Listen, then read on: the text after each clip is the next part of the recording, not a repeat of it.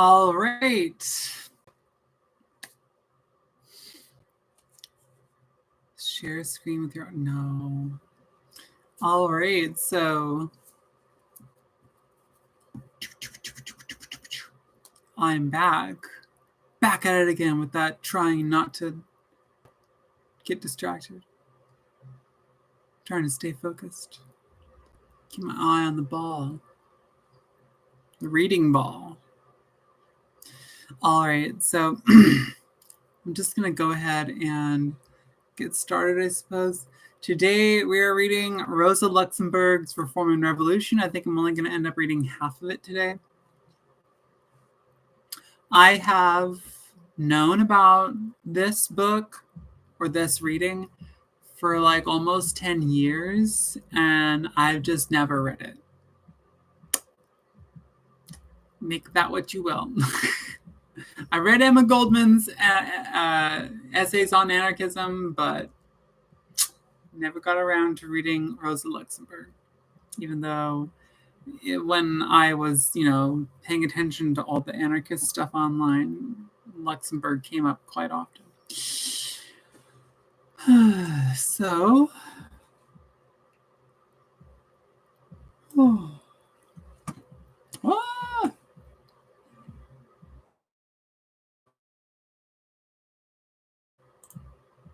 there we go. I hope that no one has actually watched my other video, because that other video is not good. It's not good.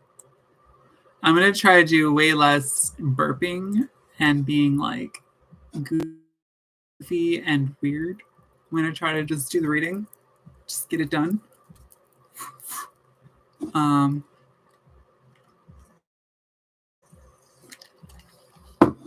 Although I did make a promise to myself sometime last month that I would not be afraid to be a weirdo. That if I'm gonna like not talk or express myself because people might think I'm weird or like awkward or stupid, then I'm just not gonna be able to talk. So might as well, like, I don't want to disappear. So might as well just go ahead and, try and be myself. Or, I hate that phrase, be yourself. I try to just, let it out. Whatever it is. Just gonna try not to do the burping. Because I've watched the other video of me. The first one I did, and oh my god, the amount of burping and just like, here I'm doing it now. The amount of like sounds I make are just kind of, well. Anyway, begin in a moment.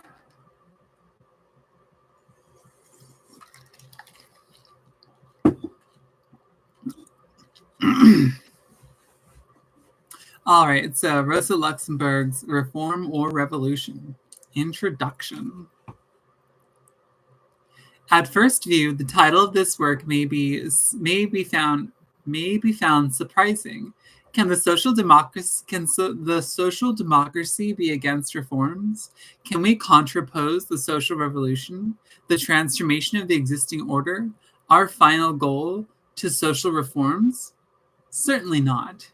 The daily struggle for reforms, for the amelioration of the condition of the workers within the framework of the existing social order, and for democratic institutions, offers to the social democracy the only means of engaging in the proletarian class war and working in the direction of the final goal, the conquest of political power and the suppression of wage labor. Between social reforms and revolution, there exists for the social democracy an indissoluble tie. The struggle for reforms is its means. The social revolution is its aims. In Edward Bernstein's theory, presented in his article on Problems of Socialism, New Zeit, of 1897 to 98, and in his book Die Voraussetzungen des Sozialismus und die Aufgaben der Sozialdemokratie, that we find for the first time the opposition of the two factors of the labor movement. His theory tends to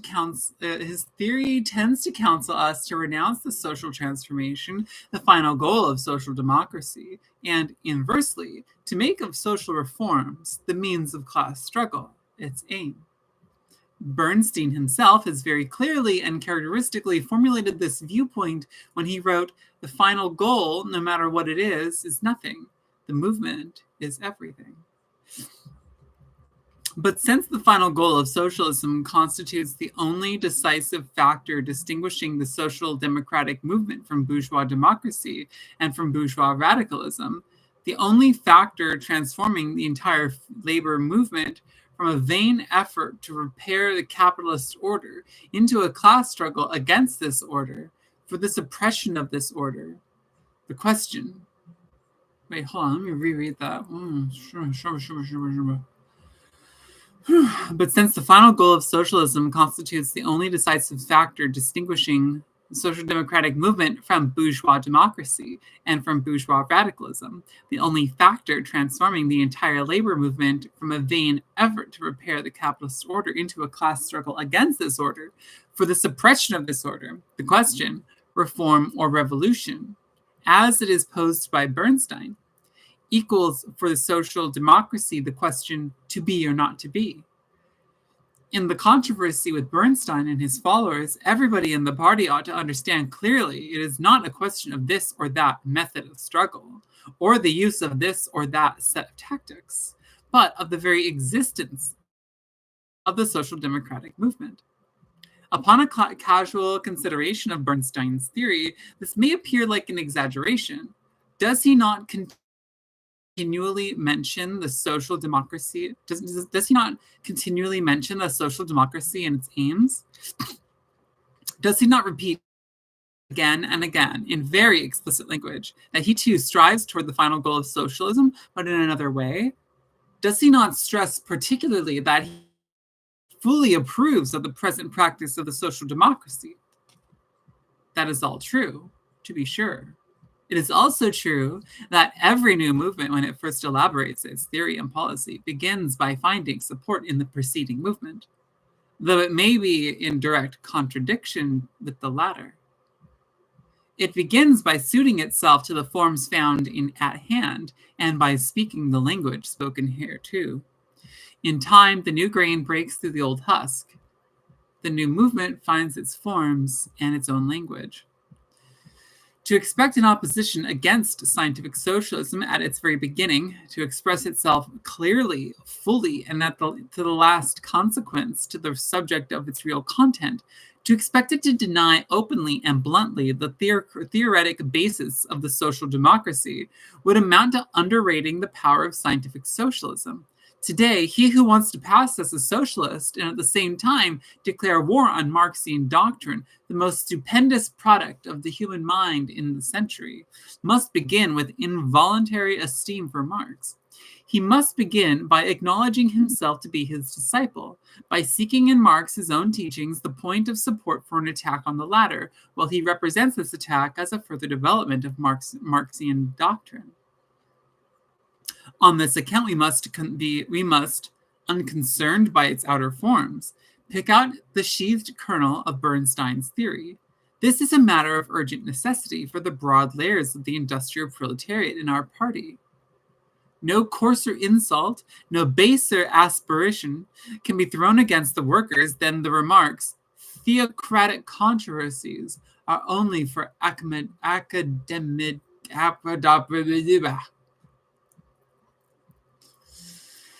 Theocratic controversies are only for academicians.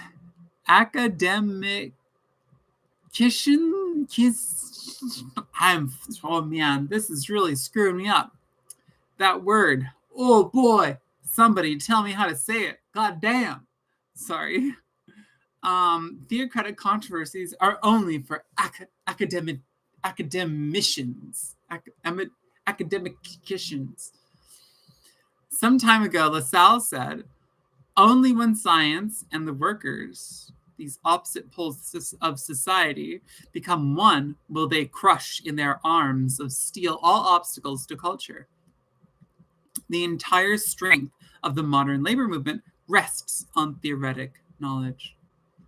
But doubly important is this knowledge for the workers in the present case, because it is precisely they and their influence in the movement that are in the balance here. It is their skin that is being brought to market. The opportunist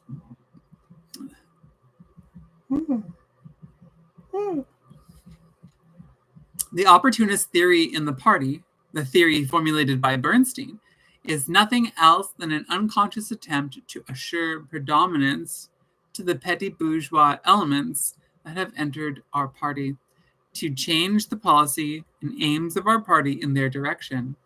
The question of reform or revolution, of the final goal and the movement, is basically in another form.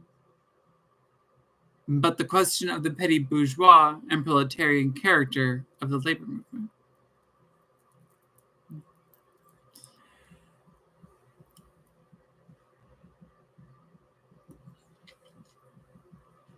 It is, therefore, in the interest of the proletarian mass of the party to become acquainted, actively and in detail, with the present theoretic knowledge. Right? With the present theoretic knowledge remains the privilege of a handful of academicians in the party. The latter will face the danger of going astray. Only when the great mass of workers take the keen and dependable weapons of scientific socialism in their hands will the petty bourgeois inclinations, and with all of the petty bourgeois inclinations, all the opportunistic currents come to naught. The movement will then find itself on sure and firm ground. Quantity will do it.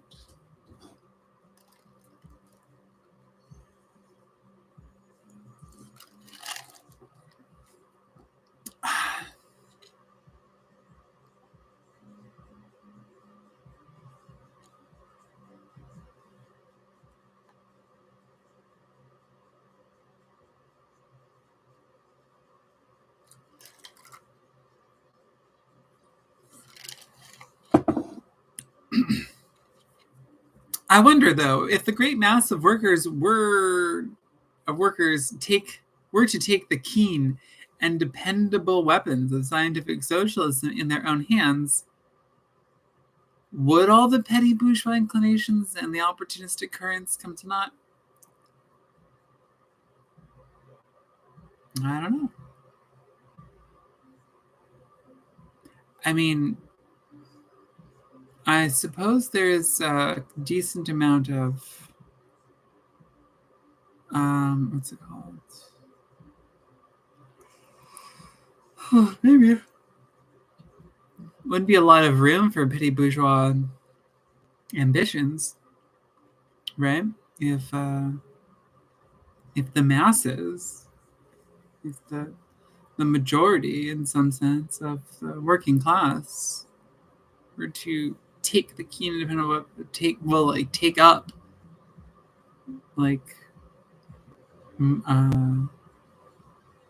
the best of Marxist understandings of social development and whatnot, of the conditions of the world that people live in. I don't know.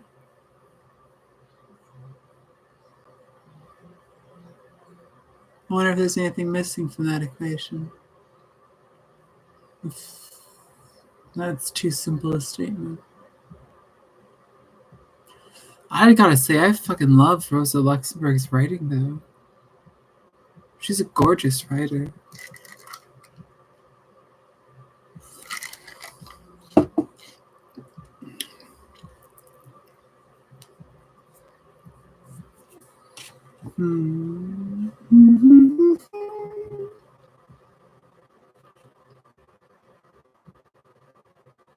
One second, I'm gonna go.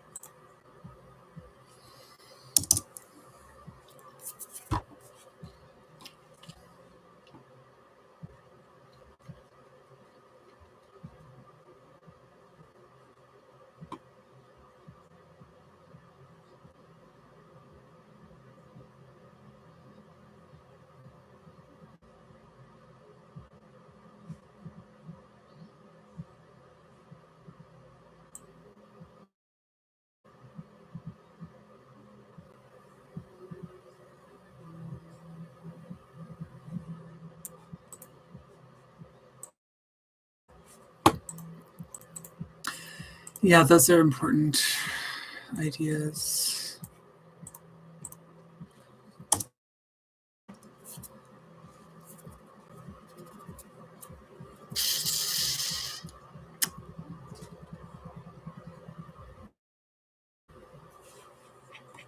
All right.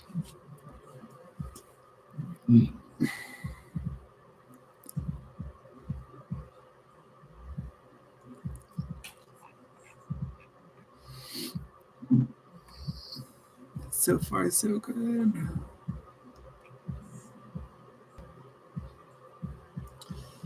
Chapter 1: The Opportunist Method.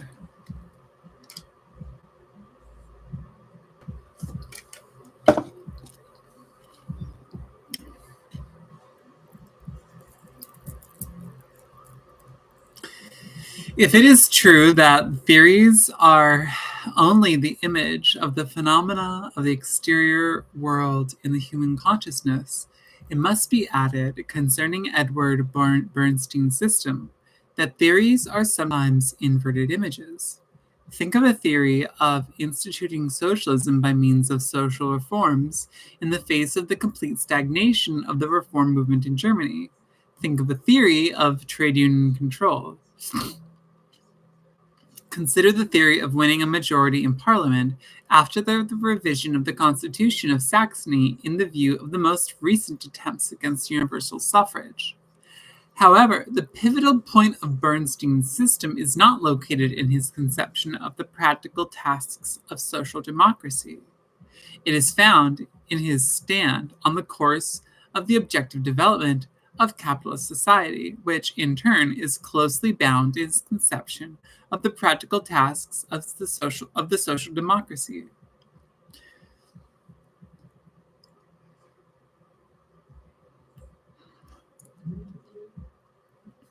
According to Bernstein, a general discipline of capitalism, a general decline of capitalism seems to be increasingly improbable because, on the one hand, capitalism shows a greater capacity of adaptation, and on the other hand, capitalist production becomes more and more varied.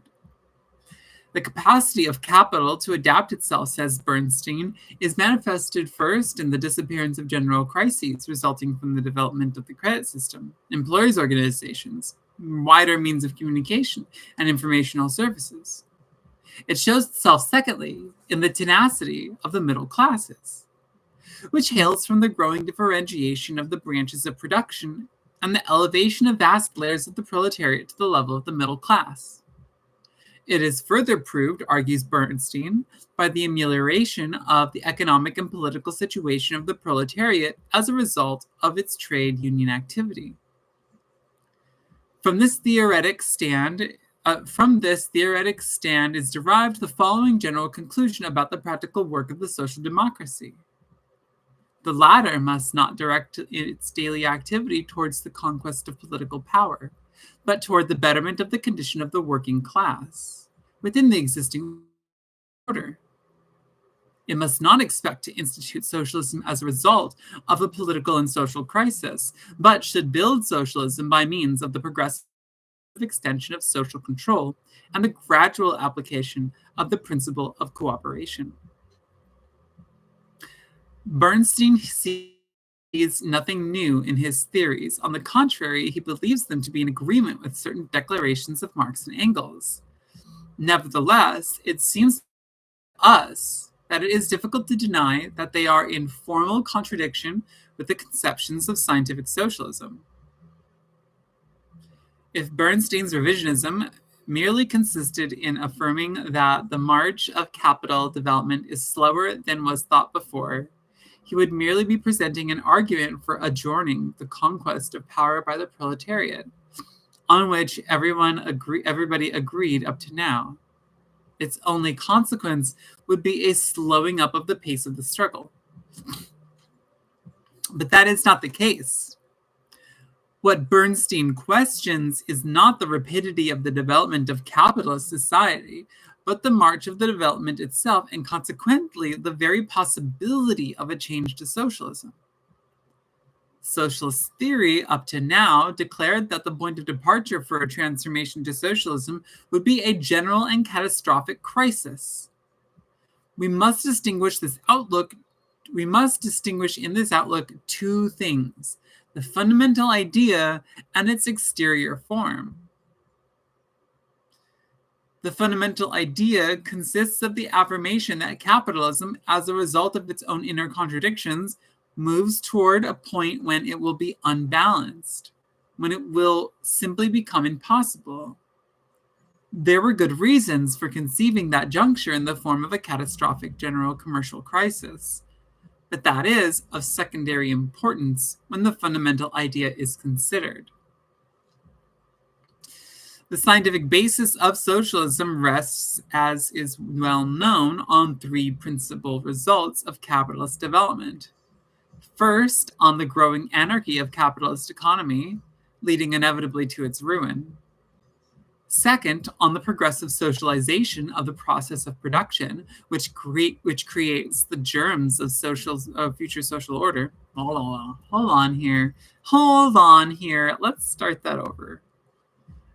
First, on the growing anarchy of capitalist economy, leading inevitably to its ruin. Second, on the progressive socialization of the process of production, which creates the germs of the future social order. And third, on the increased organization and consciousness of the proletariat, which constitutes the active factor in the coming revolution. Bernstein pulls away from the first of the three fundamental supports of scientific socialism. He says that capitalist development does not lead to general economic collapse. He does not merely reject a certain form of the collapse, he rejects the very possibility of collapse. He says textually, one could claim that by collapse of the present society is meant something else than a general commercial crisis, worse than all others. That is, a complete collapse of the capitalist system brought about as a result of its own contradictions. And to this he replies, with the growing development of society, a complete and almost general collapse of the present system of production becomes more and more improbable. Because capitalist development increases, on the one hand, the capacity of adaptation, and on the other, that is, at the same time, the differentiation of industry. But then the question arises, why and how, in that case, can we attain the final goal? According to scientific socialism, the historic necessity of the socialist revolution manifests itself above all in the growing anarchy of capitalism, which drives the system into an impasse. But if one admits with Bernstein that capitalist development does not move in the direction of its own ruin, then socialism ceases to be objectively necessary.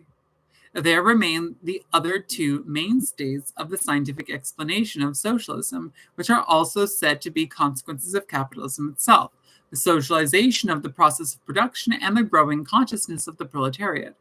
It is these two matters that Bernstein has in mind when he says the suppression of the theory of collapse does not in any way deprive socialist doctrine of the power of persuasion. For examined closely, what are all the factors enumerated by us that make for the suppression of them or the modification of the former crises? Nothing else, in fact, than the conditions, or even in party, the germs of the socialization of production and exchange. Very little reflection is needed to understand that here too we face a false conclusion. Where lies the importance of all the phenomena that are said by Bernstein to the means of capitalist adaptation? Cartels, the credit system, the development of the means of communication, the amelioration of the situation of the working class? Obviously, in that they suppress or at least attenuate the internal contradictions of capitalist economy and stop the development or the aggravation of these contradictions. Thus, the suppression of the crises can only mean the suppression of the antagonism between production and exchange in the capitalist base. The amelioration of the situation of the working class, or the penetration of certain fractions of the class into middle layers can only mean the attenuation of the antagonism between capital and labor. But if the mentioned factors suppress the capitalist contradictions and consequently save the system from ruin, if they enable capitalism to maintain itself, and that is why Bernstein calls them means of adaptation, how can cartels, the credit system, trade unions, etc., be at the same time the conditions and even in part the germs of socialism? Obviously, only in the sense that they express most clearly the social character of production.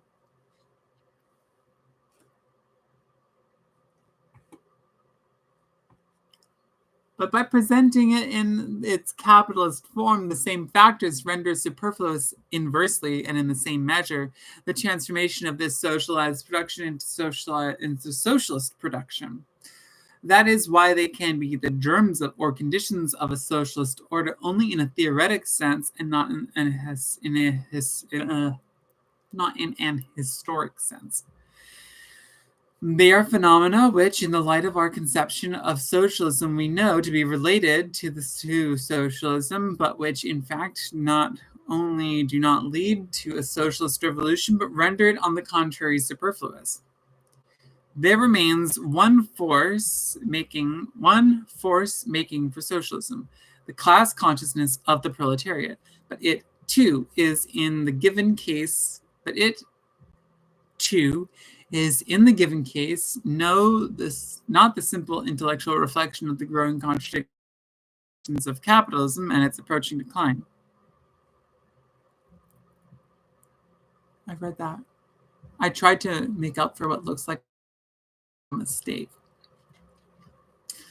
But it, too, is in the given case, the simple intellectual reflection of the growing contradictions of capitalism and its approaching decline. It should be not. I don't know why it says no. Somebody come edit this thing.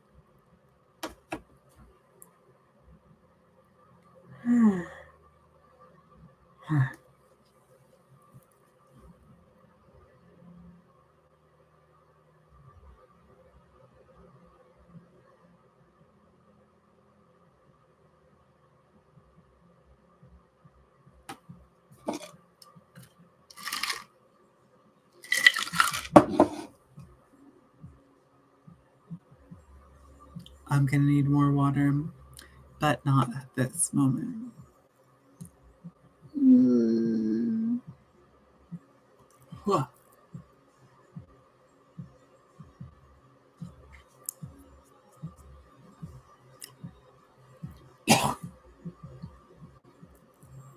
Trying to be more polite with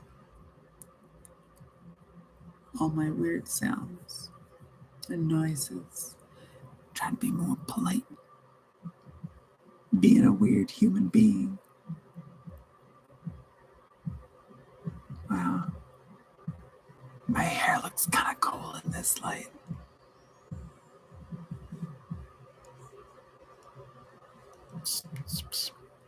Sorry, I'm looking over there because I put the video feed of me over there so that would be not as distracting.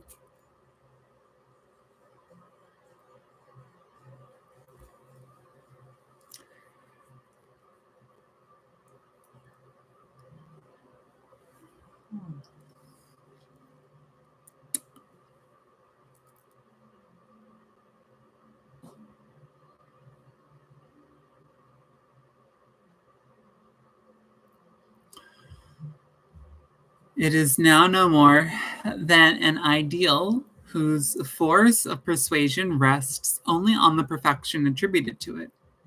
We have here, in brief, the explanation of the socialist program by means of pure reason. We have here, to use similar language, an idealist explanation of socialism.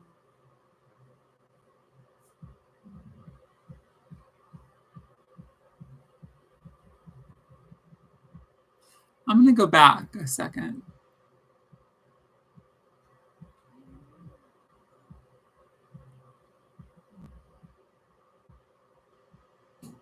Yeah, hold on.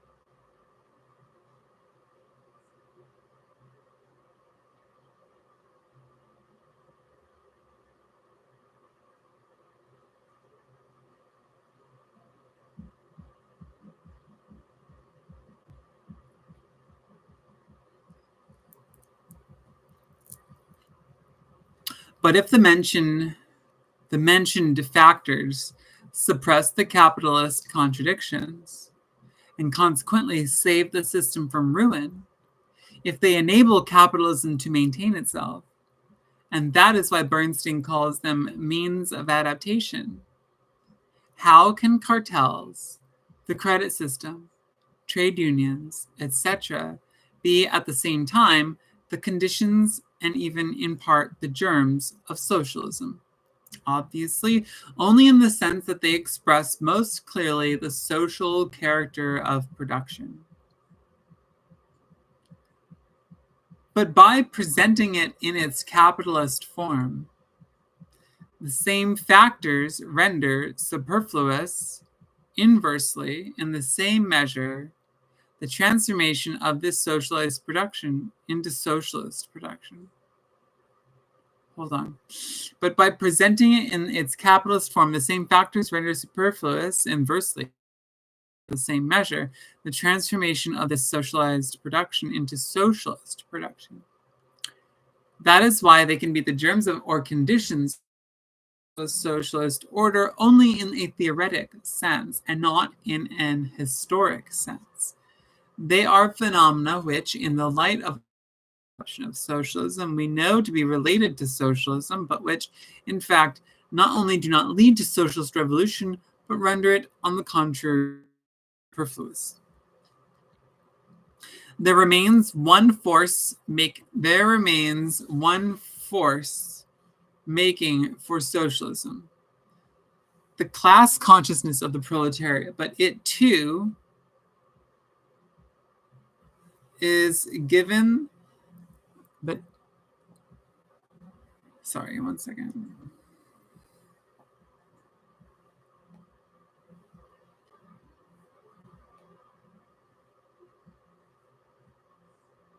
Okay.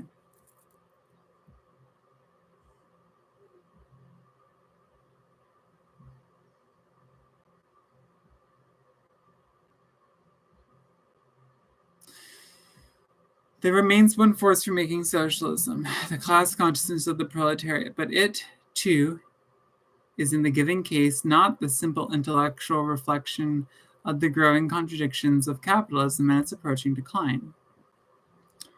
It is now no more than an ideal whose force of persuasion rests on the perfection attributed to it.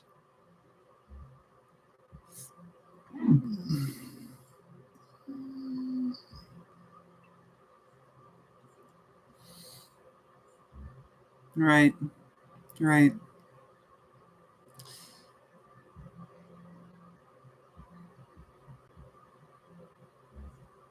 An idealist explanation of socialism. We have here, in brief, the explanation of the socialist program by means of pure reason. We have here, to use simpler language, an idealist explanation of socialism, the objective necessity of socialism, the explanation of socialism as the result of the material development of society falls to the ground. Yeah, the objective necessity of the explanation of socialism is the result of material development of society falls to the ground. Okay.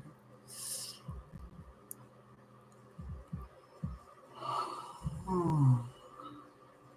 Yeah. Yeah.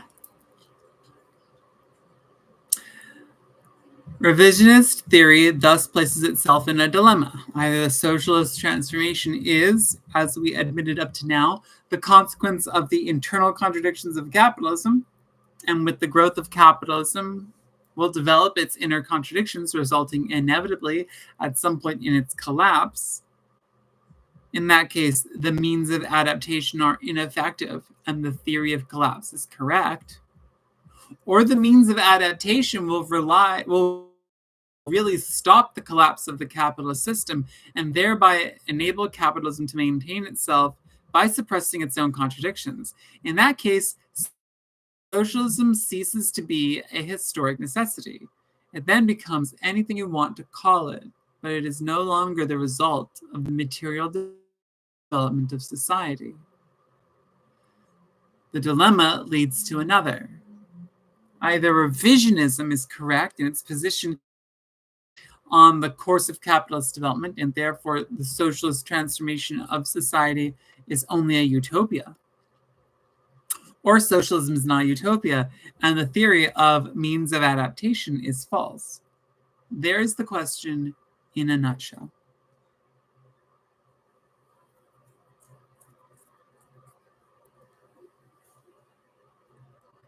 I will be back because I need water.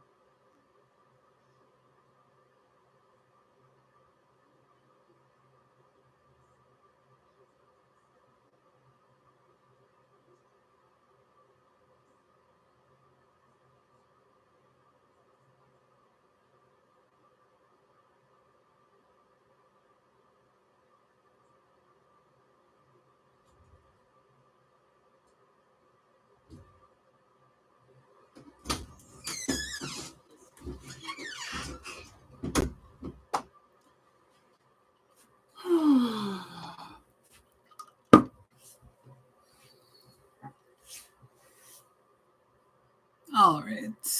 All right, all right, all right. All right, all right, all right, all right, all right.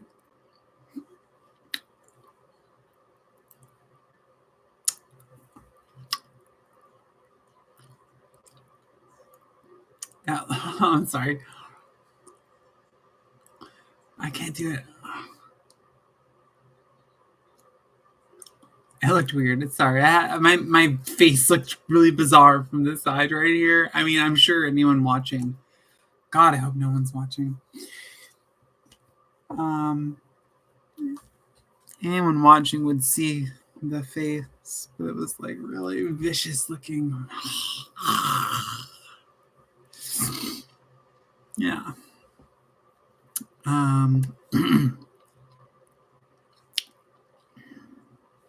All right. Hold on.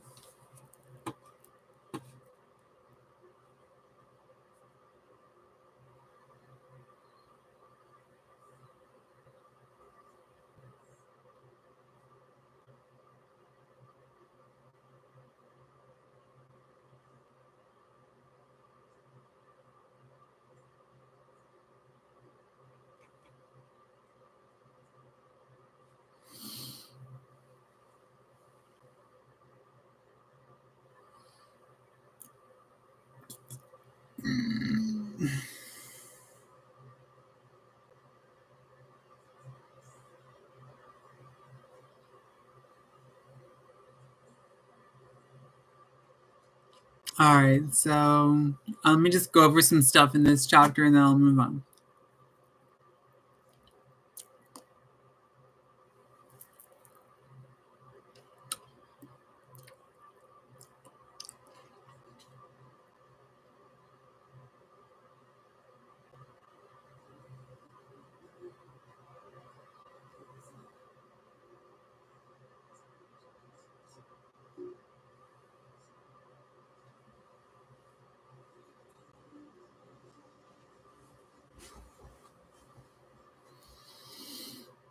Socialist theory of is now declared that the point of departure for a transformation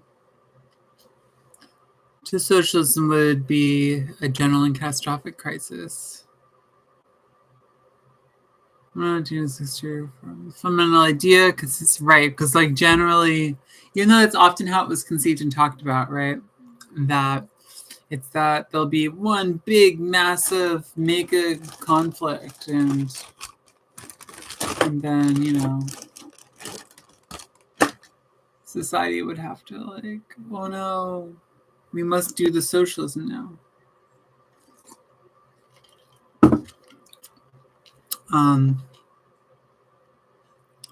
Right, the fundamental idea is not of necessarily some one big event, but that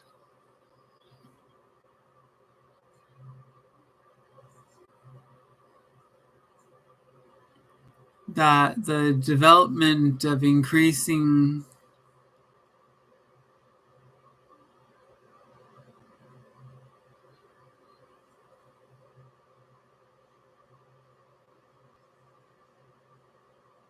right, that fundamental idea consists of the affirmation that capitalism, as a result of its own inner contradictions, moves towards a point when it will be unbalanced and when it will simply become impossible. There are good reasons for conceiving that juncture in the form of a catastrophic general commercial crisis, but that is of secondary importance when the fundamental idea is considered.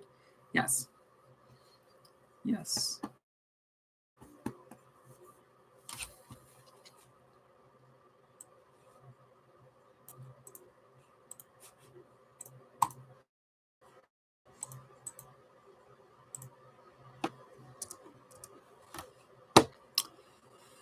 So, scientific basis.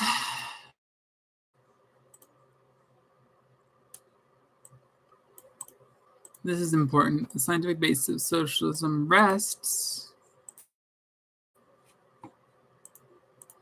on which it rests.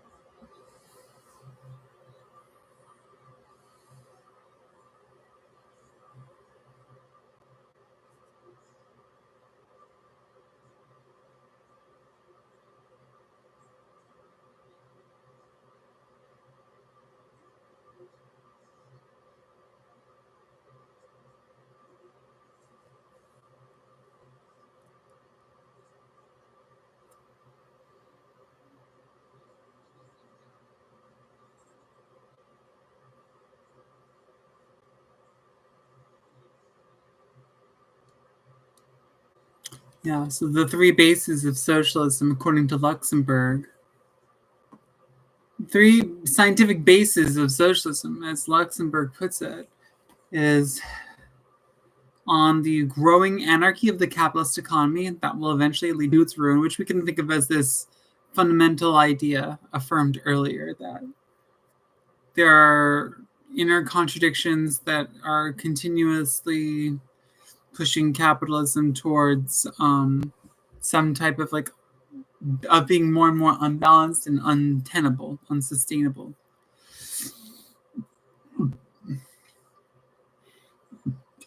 Second basis, second principle is that the progressive socialization of the process of production is that there is a progressive socialization of the process of production, which is creating the germs of the future social order, is creating the seeds for what a future socialist world like a world would look like.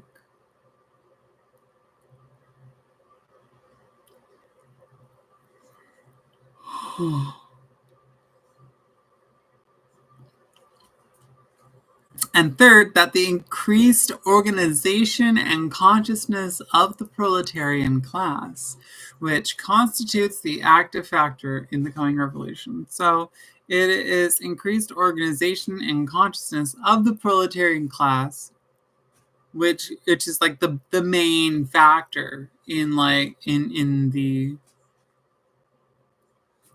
decisive force of the proletariat as an agent in the coming revolution.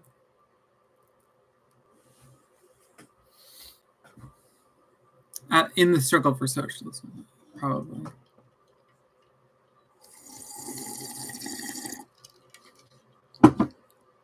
I think I'd have to clarify that. I mean, I don't think it's a given. I mean, you could take this knowledge, and I'm not even going to speculate. Let's just move on. Okay.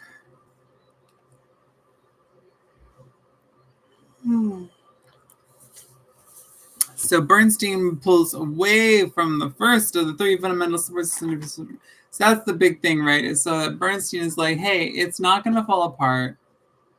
It's actually really good at adapting to its own, to dealing with its own contradictions. It is really good and really efficient at suppressing its own contradictions. Very true. That is very true. It has very good at suppressing its own contradictions.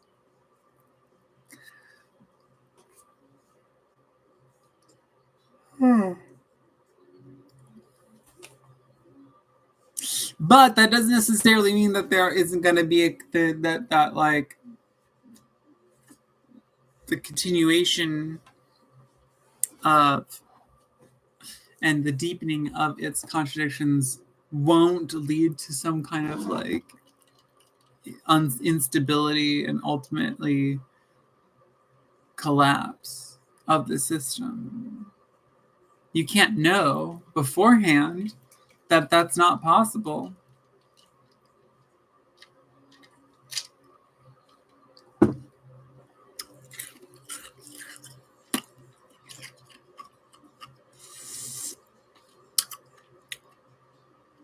But yeah, the big thing here really is this idea among the socialists of this time really seems to be very heavily focused on the way that socialism is a historical necessity that we can realize, we can know.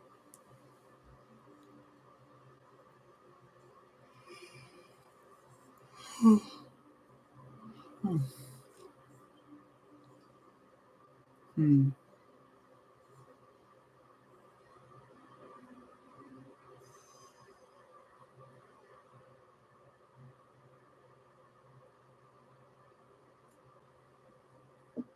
Hmm.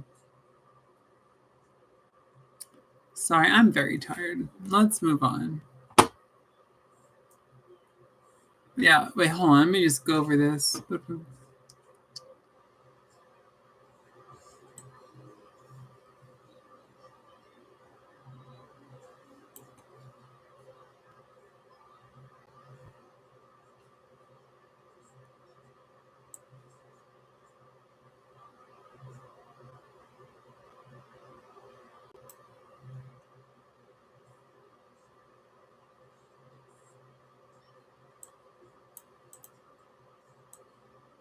Yeah.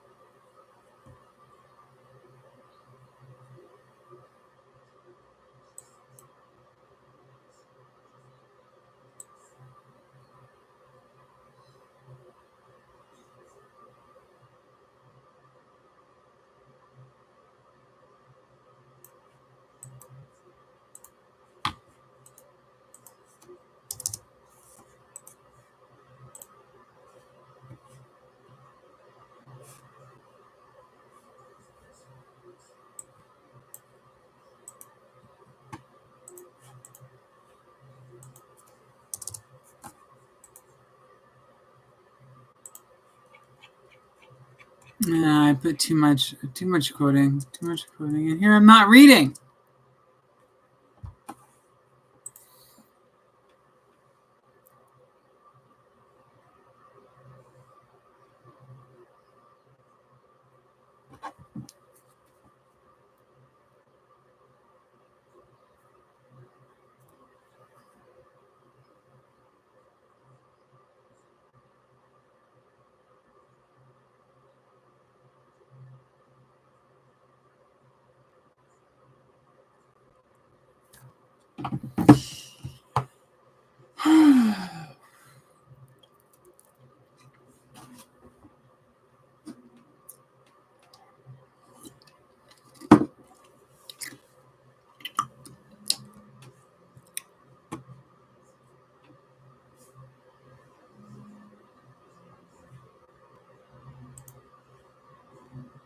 I'm dragging this out.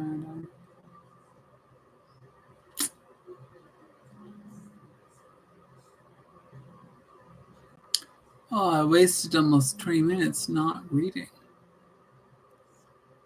That's not very cool of me. Not very cool.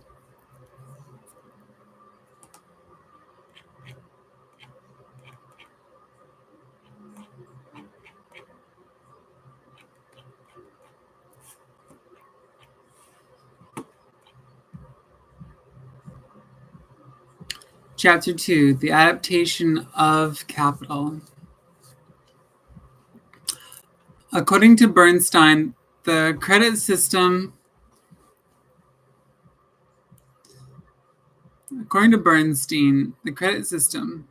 the perfected means of communication, and the new capitalist combines are the important factors that forward the adaptation of capitalist economy. Credit has diverse applications in capitalism. Its two most important functions are to extend production and to facilitate exchange. When the inner tendency of capitalist production to extend boundlessly strikes against the restricted dimension of private property, credit appears as a means of surmounting these limits in a particular capitalist manner.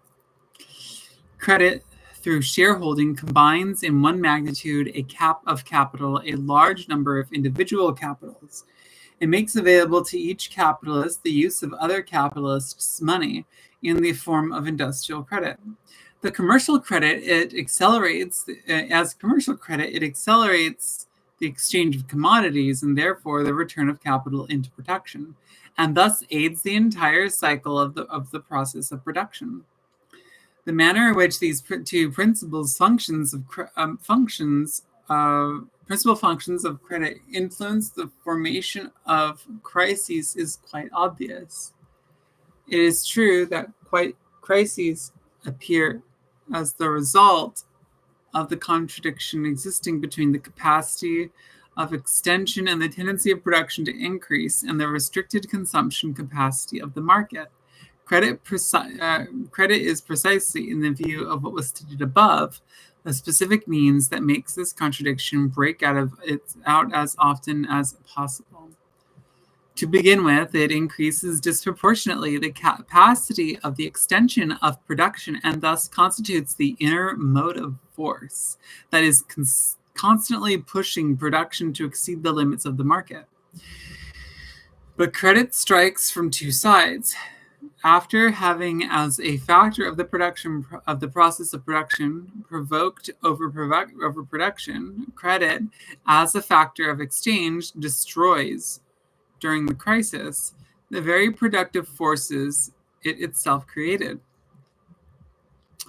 At the first symptom of the crises, credit melts away. It abandons exchange where it would still be found indispensable, and appearing instead ineffective and useless there where some exchange still continues.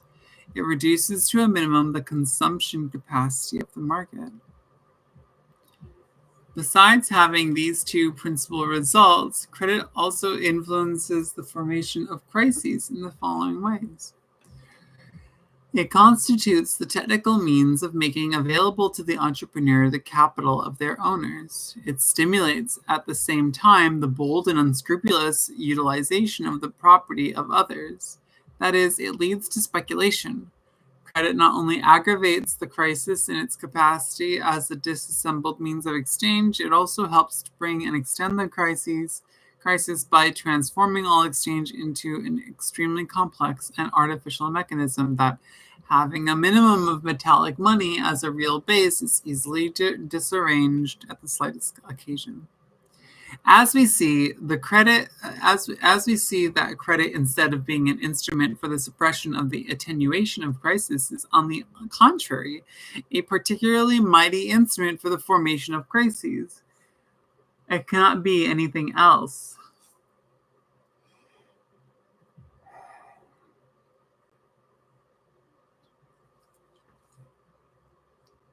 Credit eliminates the remaining rigidity of capitalist relationships. It introduces everywhere the greatest elasticity possible. It renders all capitalist forces extensible, relative, and mutually sensitive to the highest degree. Doing this, it facilitates and aggravates crises which are nothing more or less than the periodic collisions of the contradictory forces of capitalist economy. That leads us to another question. Why does credit generally have the appearance of a means of adaptation of capitalism? No matter what the relation or form in which this adaptation is represented by certain people, it can obviously consist only of the power to suppress one of the several antagonistic relationships of capitalist economy, that is, of the power to suppress or weaken one of these contradictions and allow liberty of movement at one point or another to the other fettered productive forces. In fact, it is precisely credit that aggravates these contradictions to the highest degree. It aggravates the antagonism between the mode of production and the mode of exchange by stretching production to the limit and at the same time paralyzing exchange at the smallest pretext. It aggravates the antagonism between the mode of production and the mode of appropriation by separating production from ownership, that is, by transforming the capital employed in production into social capital, and at the same time transforming a part of the profit in the form of interest on capital into a simple title of ownership. It aggravates the antagonism existing between the property relations, ownership, and the relationships of production by putting into a small number of hands immense productive forces and extrapolating large numbers of small capitalists. Lastly, it aggravates the antagonism existing between social character of production and private capitalist ownership by by rendering necessary the intervention of the state in production.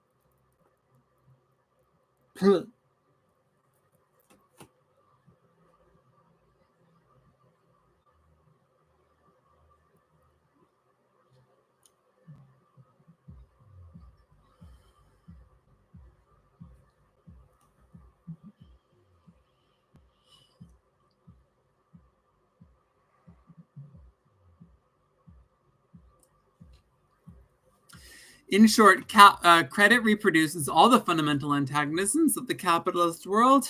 It accentuates them, it precipitates their development, and thus pushes the capitalist world forward to its own destruction. The prime act of capitalist adaptation, as far as credit is concerned, should really consist in breaking and suppressing credit. In fact, credit is, far from being a means of capitalist adaptation, it is, on the contrary, a means of destruction of the most extreme revolutionary significance. Has not this revolutionary character of credit actually inspired plans of socialist reform? As such, it has some distinguished proponents, some of whom Isaac Pereira in France, were, as Marx put it, half prophets, half rogues.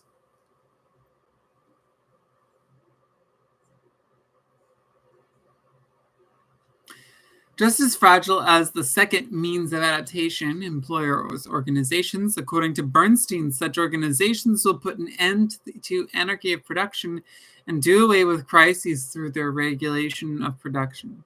The multiple repercussions of the development of cartels and trusts have not been considered too carefully up to now, but they predict a problem that can only be solved with the aid of Marxist theory. One thing certain. We could speak of a damming up of capitalist anarchy through the agency of capitalist combines. One thing is certain. We could speak of a damming up of capitalist anarchy through the agency of capitalism. Though the agency of capitalists combines only in the measure that cartels, trusts, etc. become even approximately, the dominant form of production. But such a possibility is excluded by the very nature of the cartels. The final economic aim and result of combines is the following. Through the suppression of competition in a given branch of production, the distribution of mass profit realized on the market is influenced in such a manner that there is an increase of the share going to this branch of industry. Such organization of the field can increase the rate of profit in one branch of industry at the expense of another. That is precisely why it cannot be generalized. For when it is extended to all branches of industry, this tendency suppresses its own influence. Furthermore, within the limits of their practical applications, the result of combines is the very opposite of suppression of industrial anarchy. Cartels ordinarily succeed in obtaining an increase of profit in the home market by production at a lower rate of profit for the foreign market, thus utilizing the supplementary portions of capital which they cannot utilize for domestic needs. That is to say, they sell abroad cheaper than at home. The result is the sharpening of competition abroad, and the very opposite of what certain people want to find. That is well demonstrated in the history of the world sugar industry.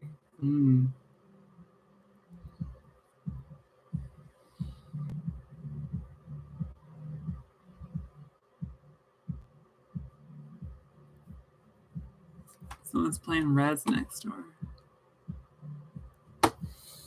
Sick with it.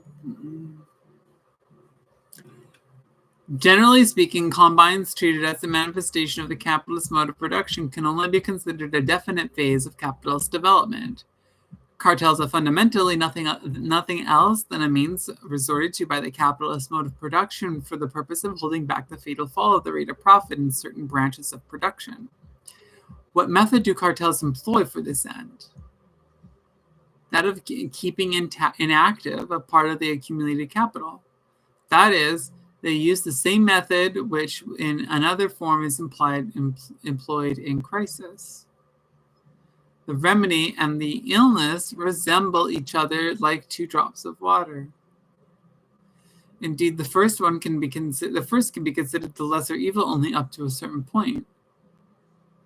When the outlets of disposal begin to shrink and the world market has been extended to its limit and has become exhausted through the competition of capitalist countries. And sooner or later, that is bound to come.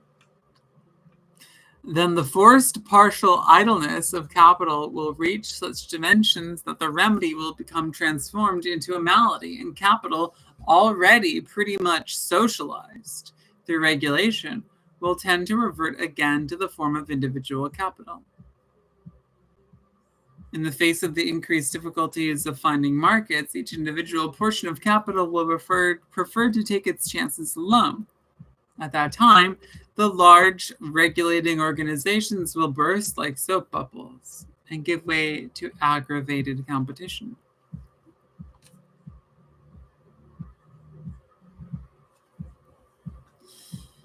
In a general way, cartels, just like credit, appear therefore as a determined phase of capitalist development, which in the last analysis aggravates the anarchy of the capitalist world and expresses and ripens its internal contradictions.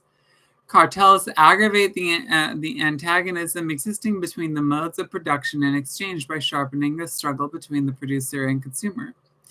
As is the case, especially in the United States, they aggravate further the antagonism existing between the mode of production and the mode of appropriation by opposing in the most brutal fashion the working class, the superior force of organized capital, and thus increasing the antagonism between capital and labor.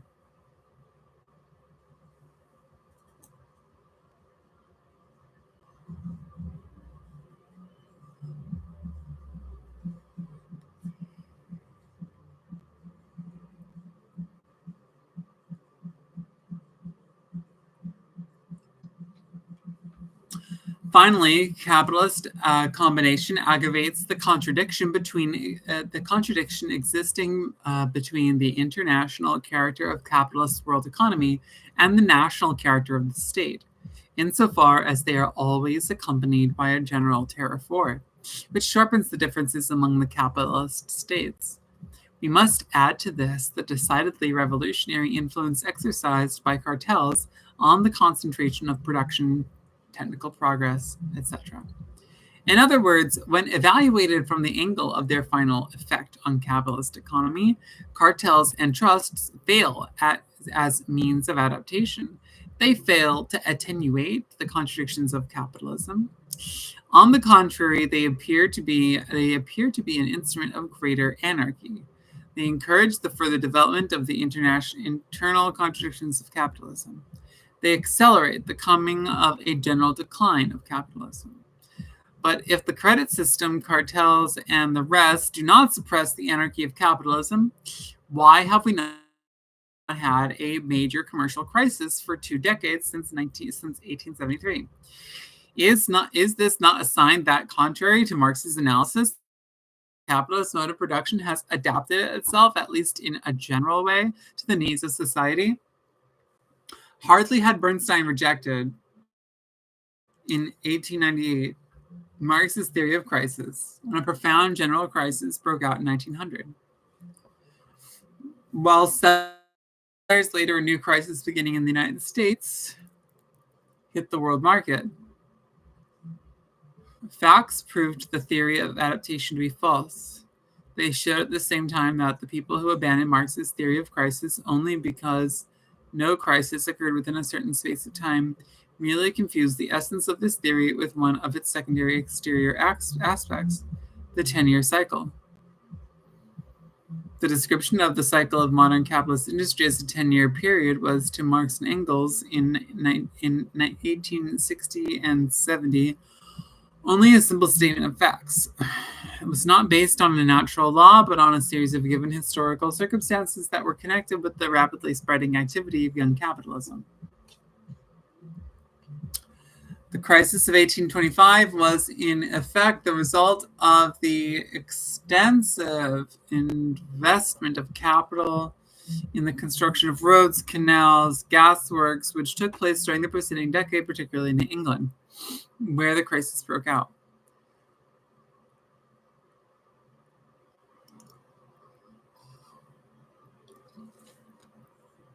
The following crisis of 1836 and 1839 was similarly the result of heavy investments in the construction of means of transportation.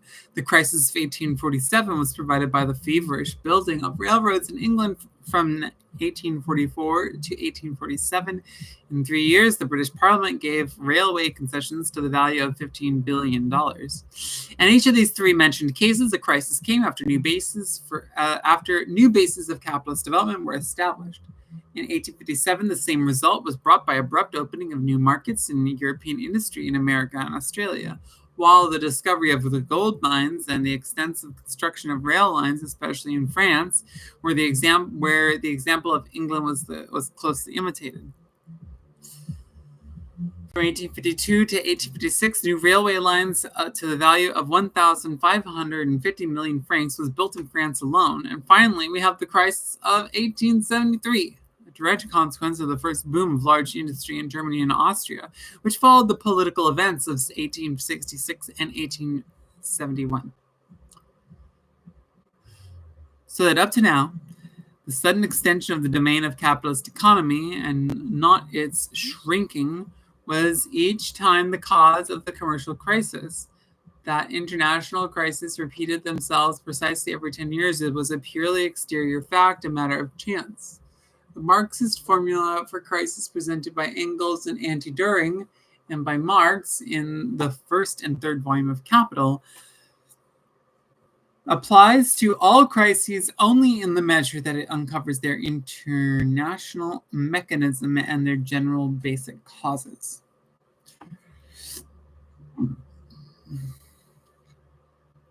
Crises may repeat themselves every 5 or 10 years, or even every 8 to 20 or 20 years.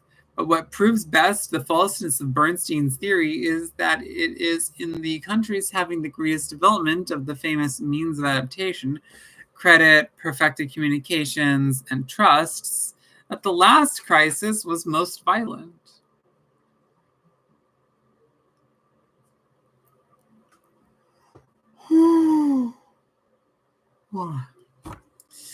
The belief that capitalist production could adapt itself to exchange presupposes one of 2 things.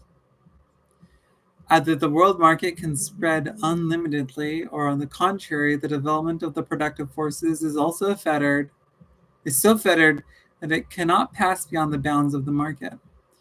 The first hypothesis constitutes a material impossibility.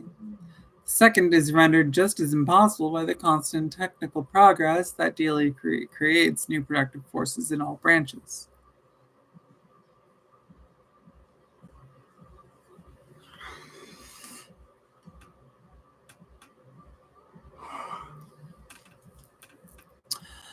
There remains still another phenomenon which, says Bernstein, contradicts the course of capitalist development as it is indicated above. In the steadfast phalanx of middle-sized enterprises, Bernstein sees a sign that the development of a large industry does not move in a revolutionary direction and is not as effective from the angle of the concentration of industry as was expected by the theory of collapse. He is here, however, the victim of his own lack of understanding. For to see the progressive disappearance of large industry is to misunderstand sadly the nature of this process. According to Marx's theory, small capitalists play in the general course of capitalist development the role of the pioneers of technical change. They possess that role in a double sense. They initiate new methods of production in well-established branches of industry. They are instrumental in the creation of new branches of production not yet exploited by the big capitalists. It is false to imagine that the history of the middle-sized capitalist establishments proceeds rectilinearly in the direction of their progressive disappearance. The course of this development is, on the contrary, purely dialectical and moves constantly among contradictions. Middle capitalist layers find themselves, just like the workers, under the influence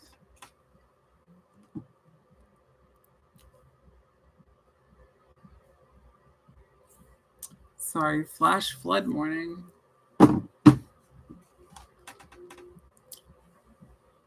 Oh, where was I?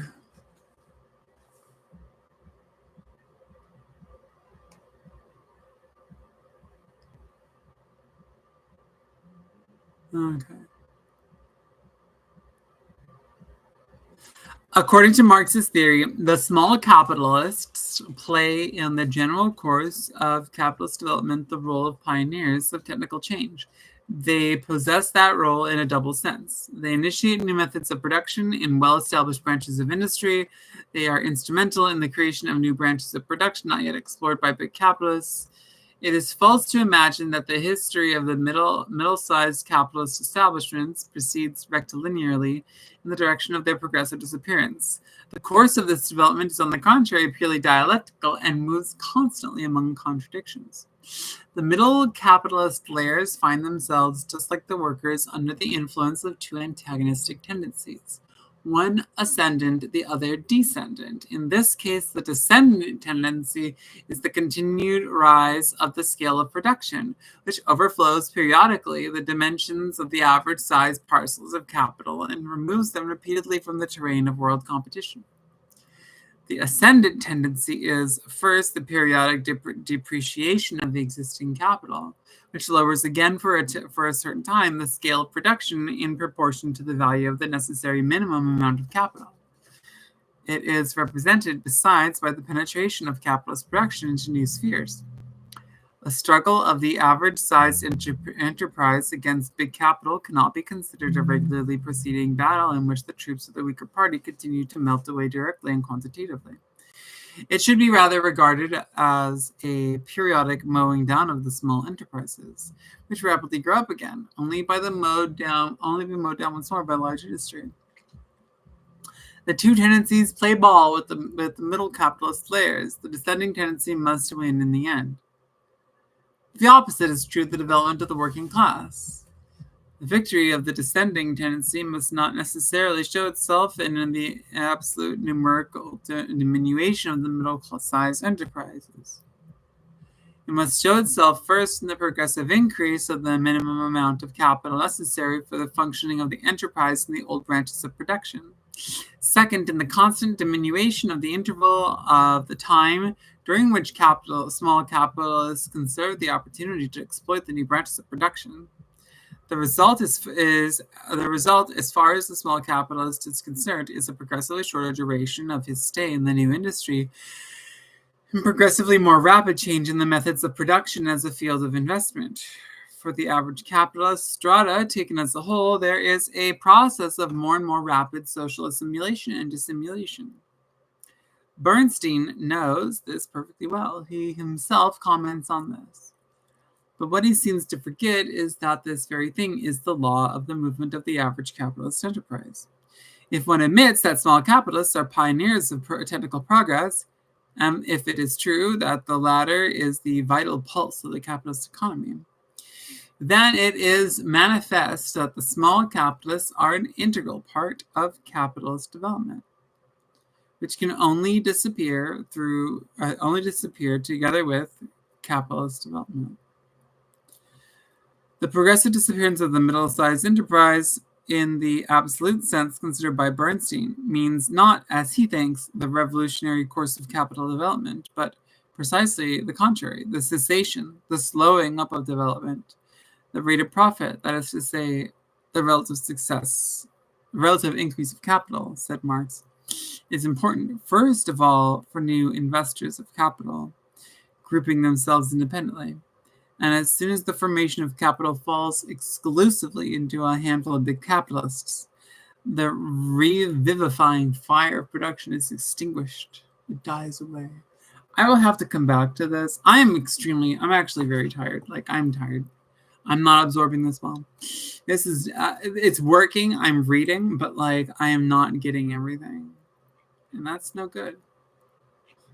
That is no good. No good.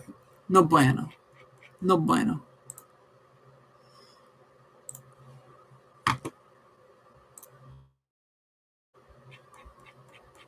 And these next sections, they're not that big. They're not that big, but you know what? That's fine. That's fine. We will read them tomorrow. All right.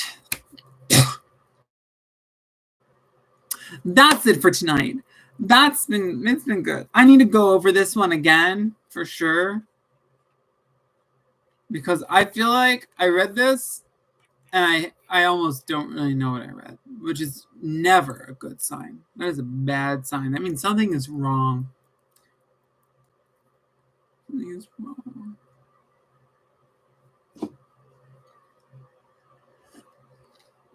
And that something is that I am very tired for some reason.